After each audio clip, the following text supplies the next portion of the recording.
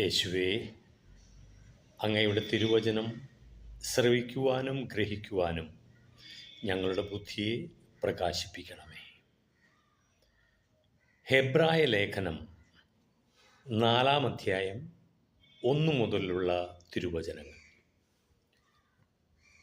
അവിടുന്ന് നൽകുന്ന വിശ്രമത്തിലേക്ക് നാം പ്രവേശിക്കുമെന്ന വാഗ്ദാനം നിലനിൽക്കുമ്പോൾ തന്നെ അതിൽ പ്രവേശിക്കാൻ കഴിയാത്തവരായി നിങ്ങളിൽ ആരെങ്കിലും കാണപ്പെടുമോ എന്ന് നാം ഭയപ്പെടണം.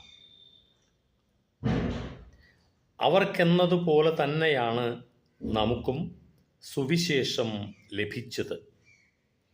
എന്നാൽ അവർ കേട്ട വചനം അവർക്ക് പ്രയോജനപ്പെട്ടില്ല.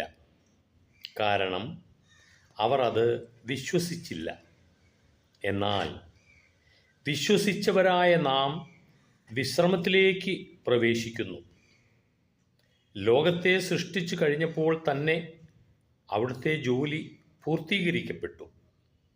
എങ്കിലും അവിടുന്ന് പറഞ്ഞിരിക്കുന്നു, എൻ്റെ ക്രോധത്തിൽ ഞാൻ ശപഥം ചെയ്തതുപോലെ അവരൊരിക്കലും എൻ്റെ വിശ്രമത്തിലേക്ക് പ്രവേശിക്കുകയില്ല.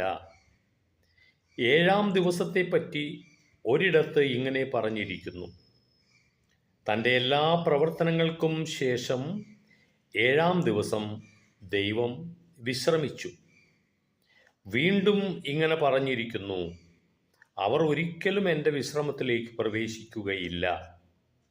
എന്നാൽ ചിലർ ഇനിയും പ്രവേശിക്കാനുണ്ട്.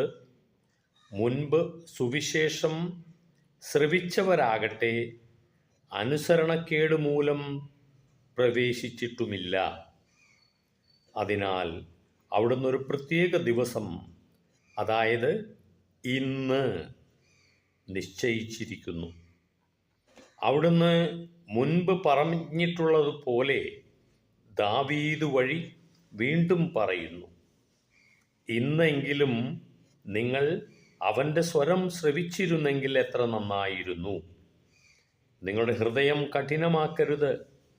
ജോഷുവ അവർക്ക് വിശ്രമം കൊടുത്തിരുന്നെങ്കിൽ പിന്നീട് ദൈവം മറ്റൊരു ദിവസത്തെപ്പറ്റി പറയുമായിരുന്നില്ല.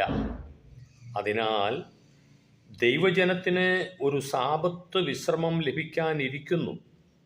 എന്തെന്നാൽ ദൈവത്തിൻ്റെ വിശ്രമത്തിലേക്ക് പ്രവേശിക്കുന്നവൻ അവിടുത്തെ പോലെ തൻ്റെ ജോലിയിൽ നിന്ന് വിരമിക്കുന്നു. അതുപോലുള്ള അനുസരണക്കേട് മൂലം അധപ്പതിക്കാതിരിക്കുന്നതിന് നമുക്കും ആ വിശ്രമത്തിലേക്ക് പ്രവേശിക്കാൻ ഉത്സുകരായിരിക്കാം. ദൈവത്തിൻ്റെ വചനം സജീവവും ഊർജ്ജസ്വലവുമാണ്.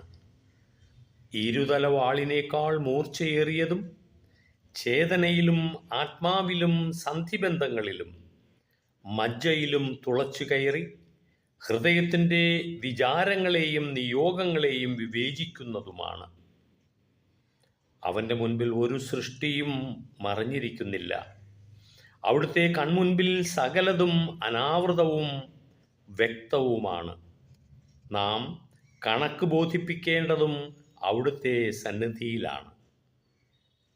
സ്വർഗത്തിലേക്ക് കടന്നുപോയ ശ്രേഷ്ഠനായ ഒരു പ്രധാന പുരോഹിതൻ ദൈവപുത്രനായ യേശു.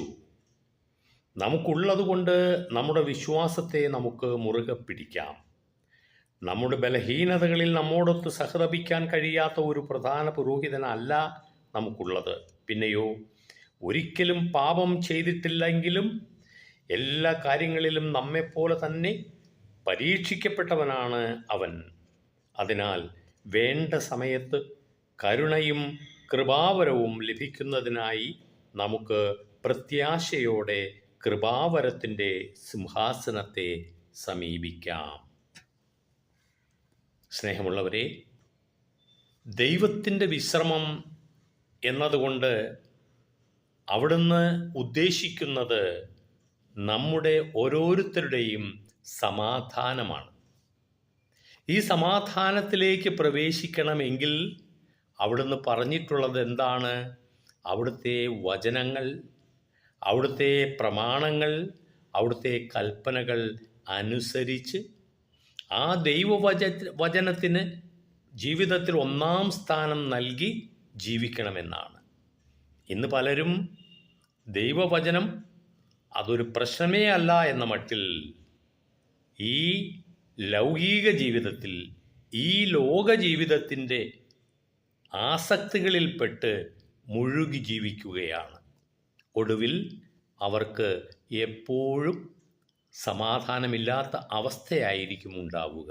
അതുകൊണ്ട് ഇപ്പോൾ നാം വായിച്ചു കേട്ട എബ്രായ ലേഖനം 4-ാം അധ്യായം 1-ാം തിരുവചനം പറഞ്ഞു, അവിടുന്ന് നൽകുന്ന വിശ്രമത്തിലേക്ക് നാം പ്രവേശിക്കുമെന്ന വാഗ്ദാനം നിലനിൽക്കുമ്പോൾ തന്നെ അതിൽ പ്രവേശിക്കാൻ കഴിയാത്തവരായി നിങ്ങളിൽ ആരെങ്കിലും കാണപ്പെടുമോ എന്ന് നാം ഭയപ്പെടണം എന്ന്. അങ്ങനെ നാം ആകാൻ പാടില്ല. അവിടുത്തെ വചനം നാം മനസ്സിലാക്കുകയും അത് നമ്മുടെ ജീവിതത്തിൽ പ്രാവർത്തികമാക്കുകയും ചെയ്യണം. വീണ്ടും 12-ാം വചനം ഇങ്ങനെ നമ്മോട് പറയുന്നു, ദൈവത്തിൻ്റെ വചനം സജീവവും ഊർജ്ജസ്വലവുമാണ്, ഇരുതല വാളിനേക്കാൾ മൂർച്ചയേറിയതും, ചേതനയിലും ആത്മാവിലും സന്ധിബന്ധങ്ങളിലും മജ്ജയിലും തുളച്ചു കയറി ഹൃദയത്തിൻ്റെ വിചാരങ്ങളെയും നിയോഗങ്ങളെയും വിവേചിക്കുന്നതുമാണ്. ഇതൊരു മനുഷ്യൻ്റെ വചനങ്ങളല്ല, ദൈവത്തിൻ്റെ വചനമാണ്. ആ ദൈവവചനത്തിൻ്റെ പ്രത്യേകതയാണ് നാം ഇപ്പോൾ വായിച്ചു കേട്ടത്. ഞാൻ ഒന്നുകൂടെ ആവർത്തിക്കുകയാണ് 12-ാം തിരുവചനം. എബ്രായ ലേഖനം 4-ാം അധ്യായം 12-ാം തിരുവചനം. ദൈവത്തിൻ്റെ വചനം സജീവവും ഊർജ്ജസ്വലവുമാണ്, ഇരുതല വാളിനേക്കാൾ മൂർച്ചയേറിയതും, ചേതനയിലും ആത്മാവിലും സന്ധിബന്ധങ്ങളിലും മജ്ജയിലും തുളച്ചു കയറി ഹൃദയത്തിൻ്റെ വിചാരങ്ങളെയും നിയോഗങ്ങളെയും വിവേചിക്കുന്നതുമാണ്. അങ്ങനെ നമ്മുടെ ഹൃദയങ്ങളിലേക്ക് തിരുവചനം ആഴമായി പതിയട്ടെ എന്ന് ഞാൻ പ്രാർത്ഥിക്കുന്നു. ഏവർക്കും ദൈവത്തിൻ്റെ വിശ്രമം അഥവാ സമാധാനം നിറയട്ടെ എന്ന് ആശംസിക്കുന്നു.